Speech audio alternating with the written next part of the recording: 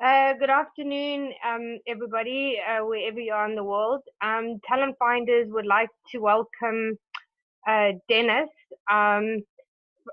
He is CEO of Agile 5, CEO, ex-VaynerMedia, SVP, and Procter and Gamble brand alumna and implementer, I think. Welcome, Dennis. Hello, Karen. I love how every time I do the podcast, people are afraid to pronounce my last name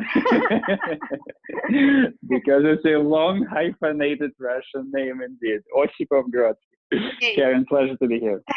Thank you. So Dennis, you started off your career in the Ukraine, where you built your first food distribution company. Please give us some background as to where your entrepreneurial journey started. Yes, indeed. I'm originally I was born in Russia, in St. Petersburg, but then my family moved to Ukraine at some point. My father was missiles engines engineer, and in Soviet time you get transferred. So that's where we lived when Perestroika started.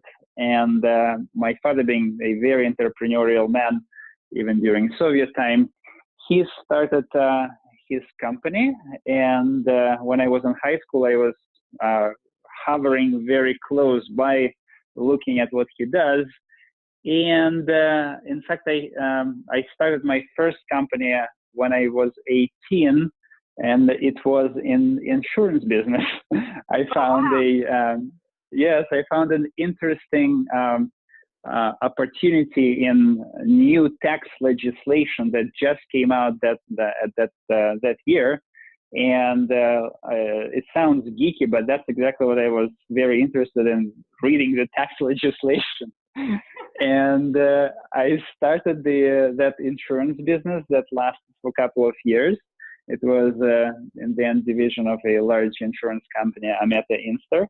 And then, indeed, I became the second largest distributor of nuts in Ukraine. I was known as King of Nuts.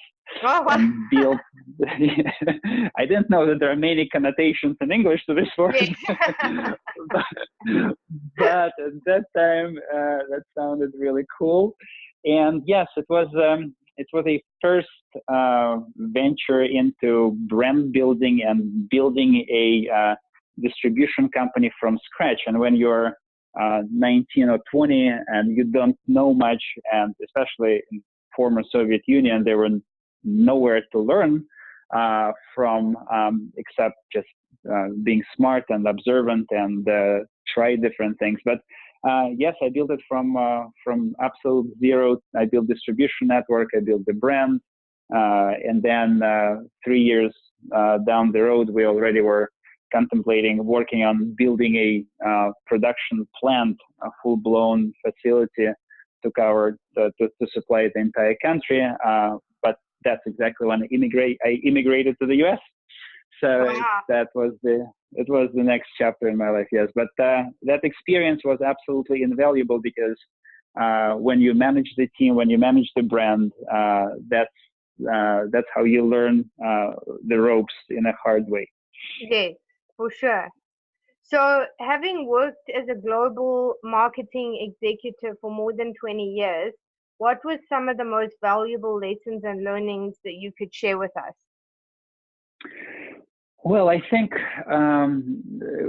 you're right. So I spent many years in Procter and Gamble, and at some point I was managing Tide detergent globally. Okay. And I had chance to travel to 50 countries and work with local teams. And one thing that you learn very quickly when you're trying to build a global brand or trying to work with different parts of the world is that you always must start with humbleness. And I say it not. I say it absolutely genuinely, that humbleness must come from your heart, from your curiosity, Yeah. Because when you land first time in Mumbai and you go and see those high frequency stores, HFSs, and you talk to the owners of those shops, and you observe how people buy your product, how they interact with your product, that experience cannot come from analysis when you're sitting in Cincinnati and reading the reports. No. And the same thing happens with people, because very frequently I observed it several times, and I received this very positive feedback from now my friends. Then at that time they were my peers in Procter and Gamble in different regions. That very frequently people come from headquarters and they are trying to impose their view, their vision, exactly, without listening first. And people go very long way if you're genuinely interested in their story and in their knowledge, And I think that humbleness, being truly humble and curious, I think this is the fundamental key to success when you're trying to build any global business. Yes, absolutely. So, which leads me to the next question. So, and I guess you've touched on it obviously a bit now, but after immigrating to the US in 1997, how was the transition for you, and did you adapt well? And what were some of the challenges and differences you found when working in the US market in comparison to Europe? I think, I think that immigration for vast majority of people, if you're doing it willingly, right, it's one of the best experiences in life that you can have. Of course, unless you're running away from a war zone, which is absolutely different story. Yes. But if you have chance to immigrate and live in different cultural environment, this is a blessing, because all of a sudden you're forced to activate all of your faculties in order to establish yourself, in order to win. And this is a very unique opportunity when you can rewrite yourself as a human being. And this is what I mean by that. Yeah. When you live in one place, and by the way, I know that you have a lot of young listeners, young entrepreneurs, and this is mostly goes to them. So when you grew up in one place, you are getting formed by expectations of others, right? Yes. You have friends, the same friends. You have the same like friends of your family, right? And people, they've been living with you for 20 years. They see you in a certain way. Yes. But as a human being, this is exactly when you're developing and growing, and your views are changing. And that's why it's so important to move out. And if you can move to a new country and rewrite yourself from scratch, because you can cut all of those expectations, external expectations, and you can become truly yourself. And that's exactly what happened in my case. When I came to the US, I didn't know anybody except my wife, and she had a very small group of friends who kind of knew me, and I knew them by looking at their pictures, basically, right, at that time. But I knew nobody in this country, and it allowed me to truly become myself, who I am as a human being, as a person. But then also it activates you because you need to survive, right? Yes. And that's when you start running fast. That's when you become you're knocking on every door, trying to open opportunities.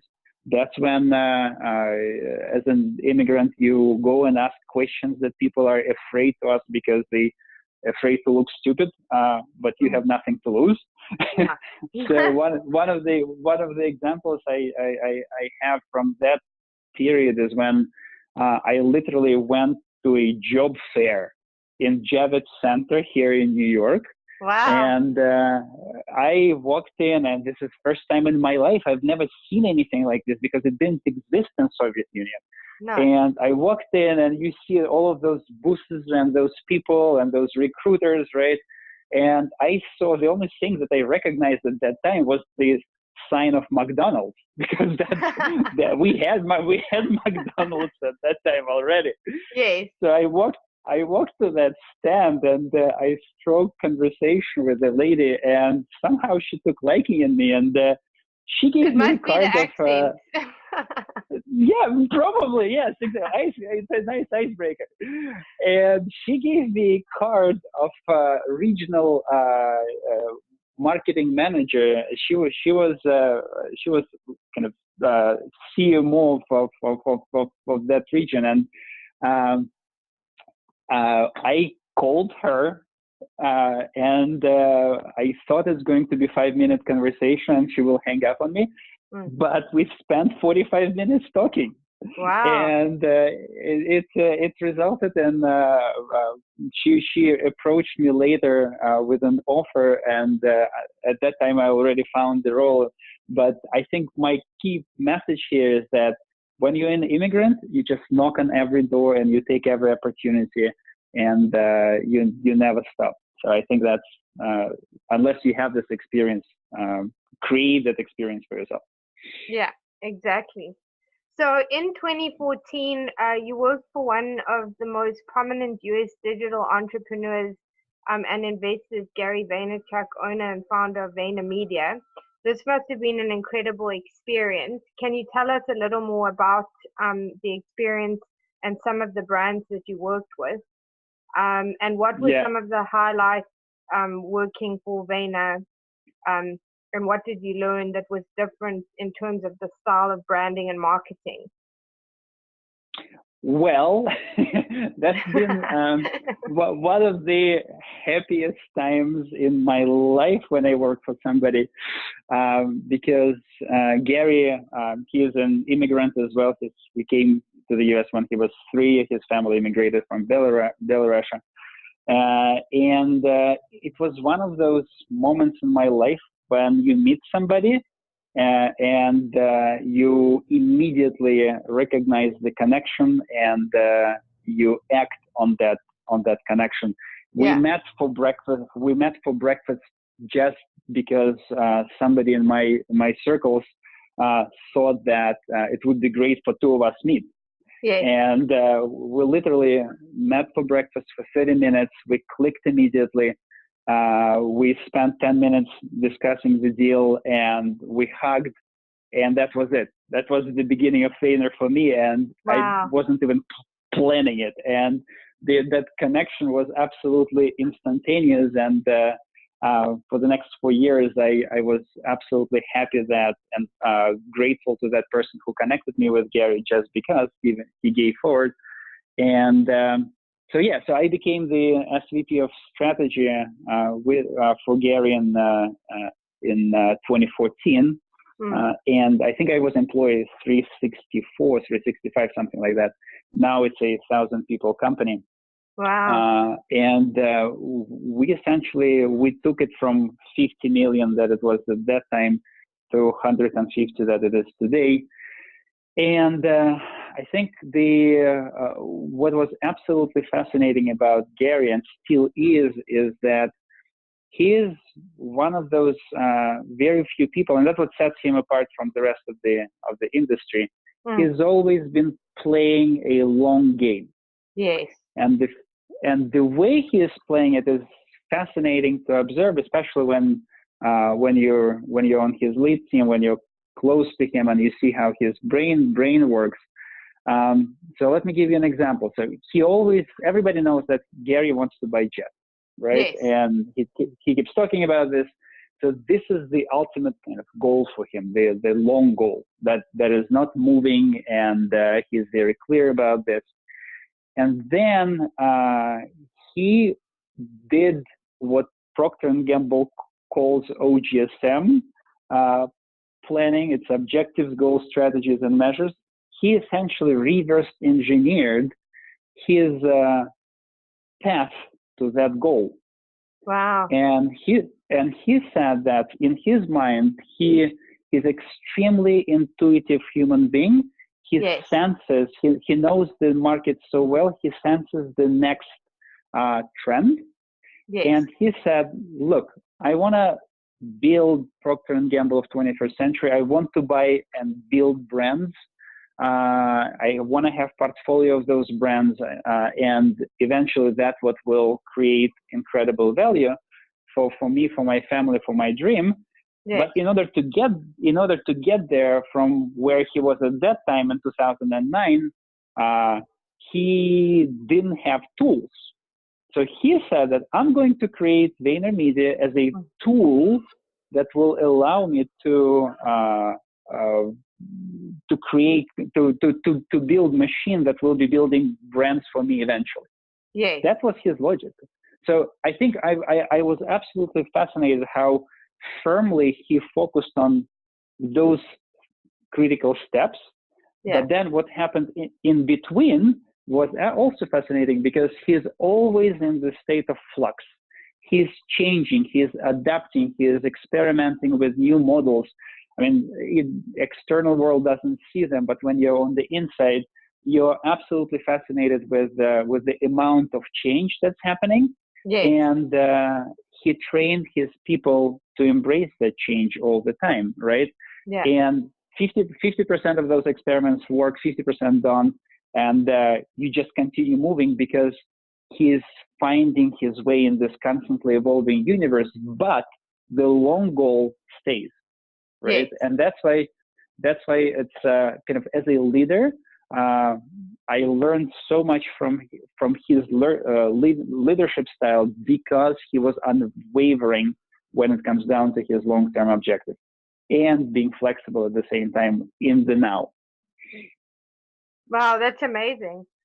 So what would you say, the biggest lessons and learnings were from Gary, and what were some of the key branding and marketing skills that you brought to the table from other companies you had previously worked for? Yeah, I think one of my favorite phrases that Gary has been still using, is that nowadays when you're building brands, quality is subjective, speed is not. Quality is subjective, speed is not. So it doesn't mean that you can produce a ton of crappy creative, right? Yeah. No, of course you have to strive for to produce something that will be beautiful, will definitely resonate with people. But he constantly talks about not being paralyzed by perfection, right? Yes. And you have to produce a large number of pieces of creative, large number of ideas to experiment with. It's fine to go 80 for the 20, right? And get it out there and let market to decide, rather than you in your ivory tower trying to judge whether this is a right phrase or wrong phrase, right? Yes. Of course, there must be smartness about this, but what I've seen in Procter & Gamble and many Fortune 500 companies at that time, it's changing now, thanks to people like Gary. People were paralyzed by analysis. People were afraid to move if that piece of creative is not 101% perfect. Yeah. Right. And that's what set him apart. In fact, from within the agency world as well. He was moving while everybody else were judging. Yeah. And I think that's kind of one of the strengths that he will never give up, I think. So that was fascinating to work on brands like Mountain Dew and Johnson's Baby and Ferrero and Brisk and Quaker and Sun products. A lot of Fortune 500 brands, because at that time they were learning this art of moving fast. Yes. And great kudos, because there are incredible number of very smart, talented people whom I met in those roles. Yes. And they were listening very carefully, very attentively. They were experimenting with VaynerMedia.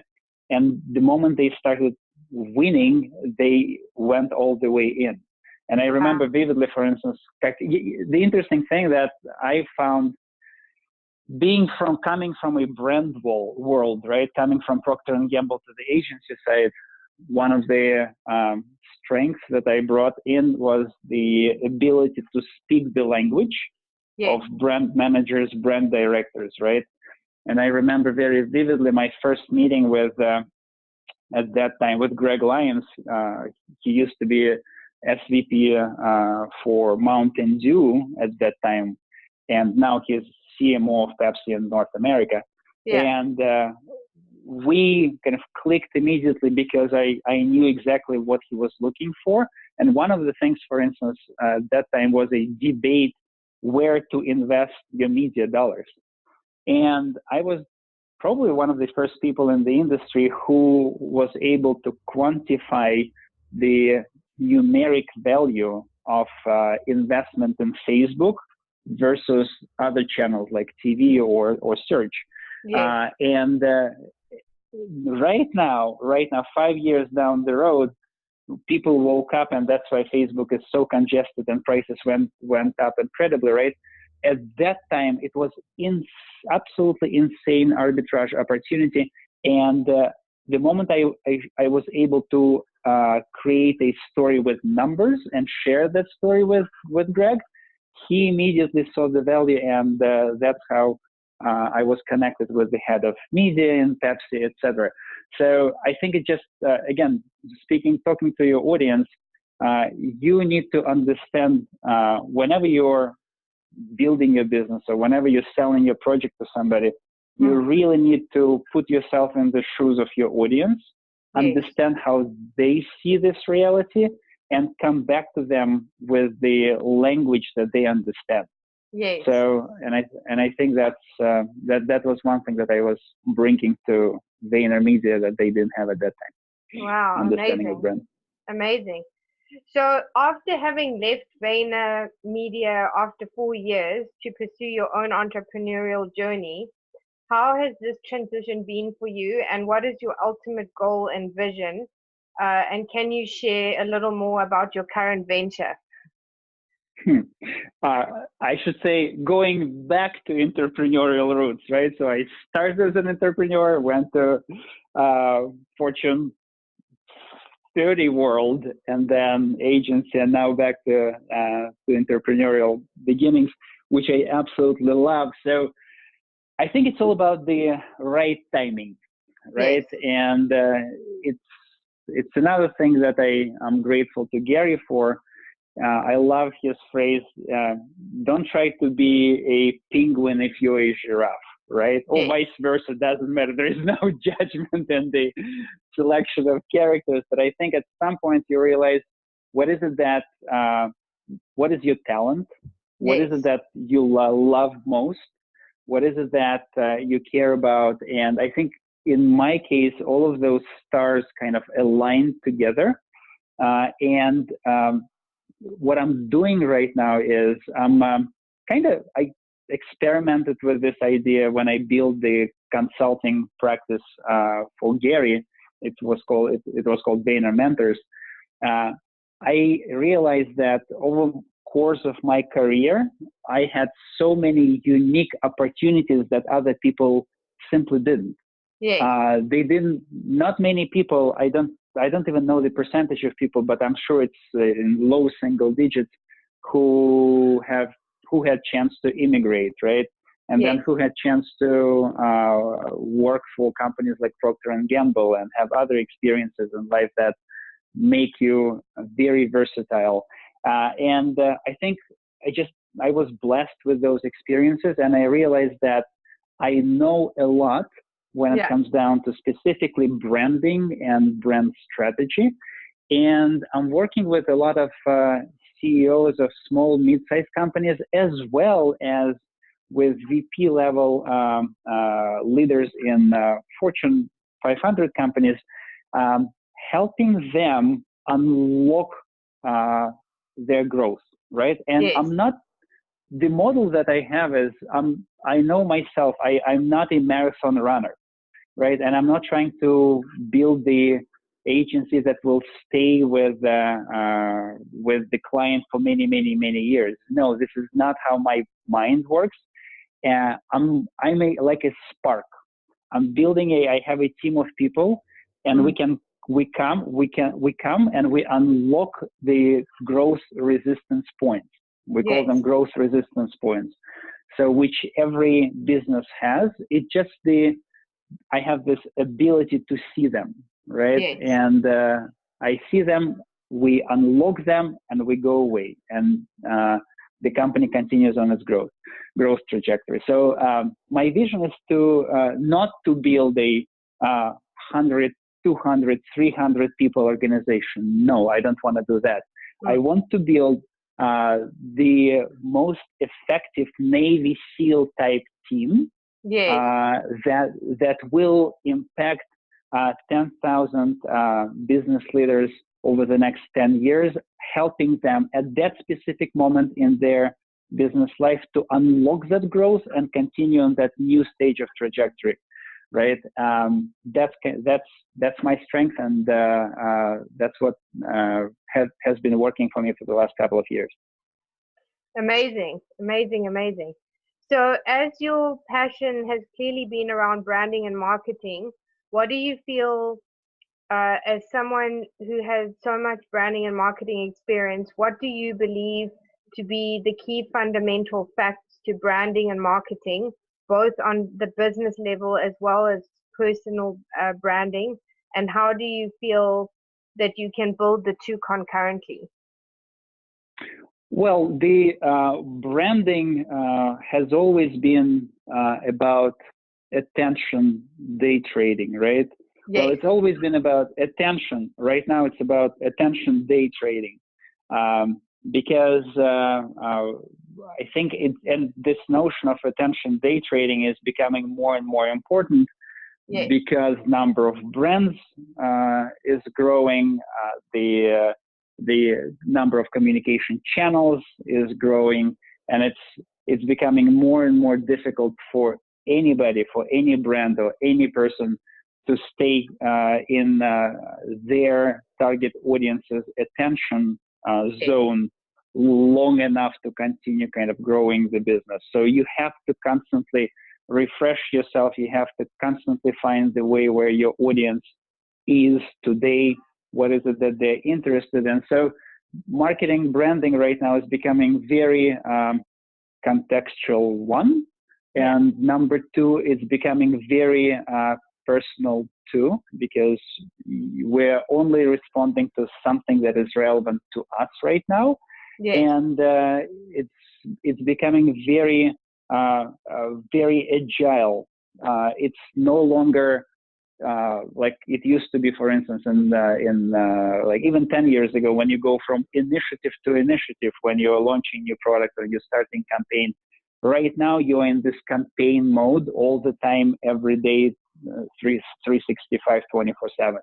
Yes. So it's always on, and I think the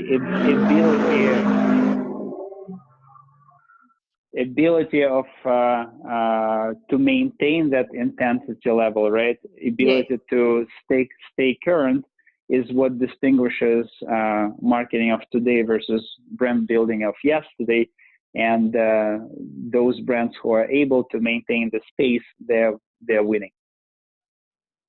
Yeah, no, that's very true. Very, very true. So that leads me to the next question. There is a heavy emphasis on leadership. Currently, what would you say defines a great leader, and how do you think we can improve upon leadership in our current entrepreneurial landscape? Great question, Karen. I think we went through different stages in leadership, right? We went from let's say everybody talks about Steve Jobs, and he was a crappy leader in a sense. Yes. He was not a nice person, apparently. Indeed. So he was a fantastic, absolutely genius businessman, right? Yes. He was a genius brand builder, genius marketer. But on a personal level, we know that we all heard about those horror stories. And for a time being, I know like Silicon Valley was infatuated with his style, and to be schmuck to your team was Yes. kind of a sign of strength, which is not necessarily how I see leadership. And I truly go back to Procter and Gamble, who developed this kind of very culture-based approach to leadership, where care for people, for your people, comes first. Yes. Care for your team comes first, but it's not necessarily care in a sense of we're creating a cushy environment and we're going to praise you all the time. No, that care comes with a ruthless training, Yes. right? And I think when you combine those two factors, that's what makes an environment extremely productive for people who are part of your team. And as a leader, you should be able to find your way to truly understand it and care for people on your team as human beings. And for instance, when I was running my teams, I had my ritual of taking every person and walking with him or her outside on the streets of New York, talking about trying to understand them as human beings. And in fact, my first question always to those people, to young employees, for instance, in VaynerMedia was, so who are you? And people would try to give me their resume answer. And I said, no. Who are you as a human being? Yes. And people would pause because nobody asks them this question. No. And all of a sudden they start opening up, and all of a sudden you understand what that person cares about, what she loves, right? What she hates. And that creates absolutely a unique relationship between you as a manager and her as an employee. But at the same time, the next step is to make sure that she is absolutely equipped in the best way. It's like Navy SEALs again, right? You don't throw a soldier in the battlefield without giving her a training. The same thing happens in a corporate environment, and I strongly believe that care plus training equals a long-term successful organization for every member of that organization. Yeah, no, for sure. And that's also just a quick point on that is, do you find that in the corporate world, that is really lacking? Because I think more entrepreneurs who actually start their business understand and have more empathy and, also understand leadership. I mean, no one's perfect, but I think there is definitely a big differentiating factor between corporates and other startups. It depends on each place, because each company has its own culture, right? And culture is a kind of an abused word, but if you truly kind of think about, if you truly try to, you feel the culture. You rarely define the culture. You can put the slogans on the wall, right? But unless people who manage this company live day in and day out those slogans, right? It becomes just that, the word on the wall. So, for instance, like Gary, the way he's defining his culture, he calls it Honey Empire. Yes. Right? It comes with love for human being, and we're in business, so we're not on the beach. We're not here to just enjoy life, right? We have an objective. We have to deliver against that objective. But I think it's an art of management to be able to create that most conducive environment where people open up, rather than where they are milked to their bones and their soul is stripped and then they're discarded and forgotten. And that's one thing that I've seen in Fortune 500 companies, when literally people who took us to this point, to today, whom we should be grateful for, they are discarded and forgotten. And I think I literally had this idea. I hope someday somebody will do this in the corporate world, I want to see the picture of the walls on a picture of people who came before me. Yes. Because I'm building on the successes and failures of those who came before me to this office, right? Yeah. And I'm talking about everybody, not just CEOs and VPs. No, I'm talking about brand managers, ABMs, right? Yeah. Because without them, this great company would not be here. No. So, and we forget people very quickly, and I think that's the plague that kind of goes around in big corporate world. Yeah, for sure. So that leads me to my next question. In terms of women in the workplace, there is a lot of controversy around equal pay and raising the bar in terms of women's skill sets. One of the things that I have noticed with women is we are all talented, but the one weakness is self-belief in closing. How, as a man, do you feel you could help women with this? What would your advice be? And how, as a leader in your own company, would you deal with sexual harassment? And what is your view on dealing with these matters? Well, when it comes down to sexual harassment, I think there is only one answer: zero tolerance, right? Period. I mean, I don't want to even discuss that because this is as black and white as it gets. So, and again, I really applaud to how Procter and Gamble, how Gary, two best kind of environments that I had chance to observe closely, how people were dealt with and what the philosophy when it came down to sexual harassment was in those places. Zero tolerance, right? So no questions about that. Now, when it comes down to helping women in the workplace, look, my wife, she's a professional investor, right? So she works for a private equity firm, and I've seen her growing from an analyst in Morgan Stanley to one of the leaders in her organization. So it all boils down to I don't think it's all about numbers. It's all about specific. It's all about specific individuals, right? Yes.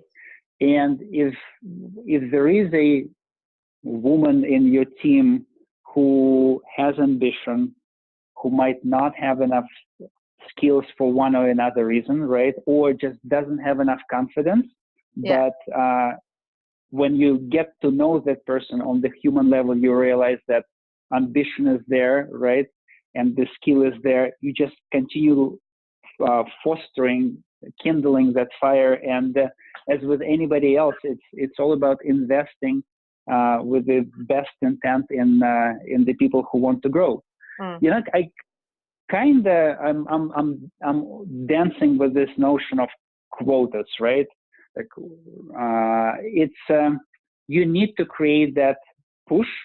I 100% agree that unless you, at the start of the journey, unless you say like, no, we do need to increase now percentage of women in our organization, because otherwise it would not happen. Yes. I truly recognize that need, because without that, we would be in status quo forever, right? Yes. In male status quo forever.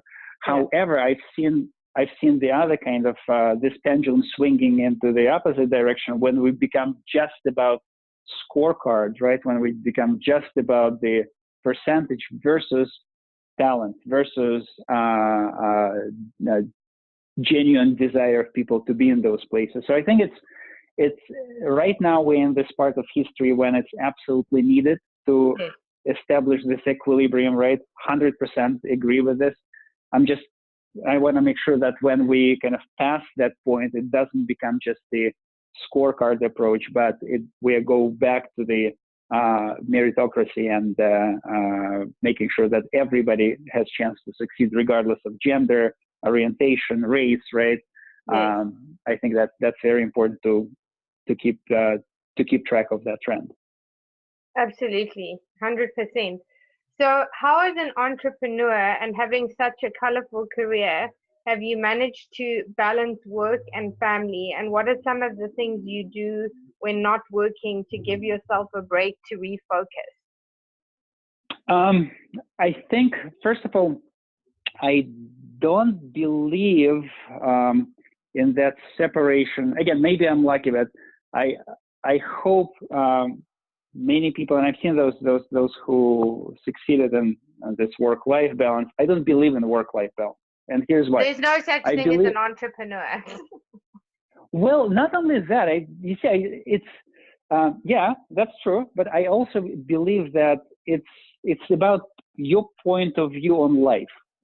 Because look, when people say that I'm going to work, right, or people complain about Mondays, right, Yeah. or thanks God it's Friday. For me, those are very troubling signs because people are not living in the now.